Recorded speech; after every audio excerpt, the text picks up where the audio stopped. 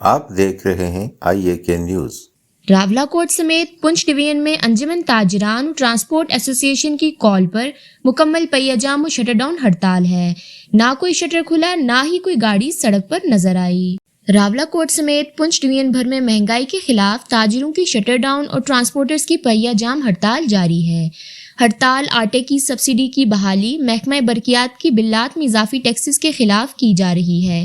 Shutter down پہیہ جام ہڑتال انجمن تاجران، civil society اور transporters کی جانب سے کی گئی اپیل پر ہوئی۔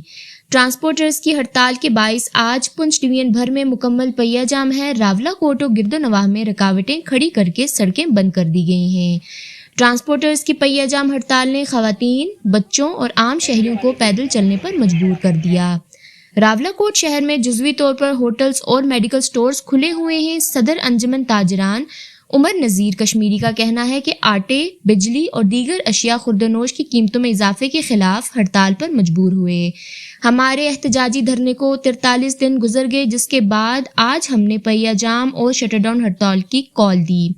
اگر حکومت وقت ہمارے مطالبات تسلیم نہیں کرتی ہے تو عید کے بعد تمام ٹریڈ یونین، سیاسی جماعتوں، تاجران، ٹرانسپورٹ یونین، گڈز یونین کا مشترکہ اجلاس بلا کر فائنل راؤنڈ رکھیں گے۔ عوام کے حقوق عوام کو دلوانے کسی بھی حد تک جا سکتے ہیں۔ آپ دیکھ رہے ہیں IAK نیوز۔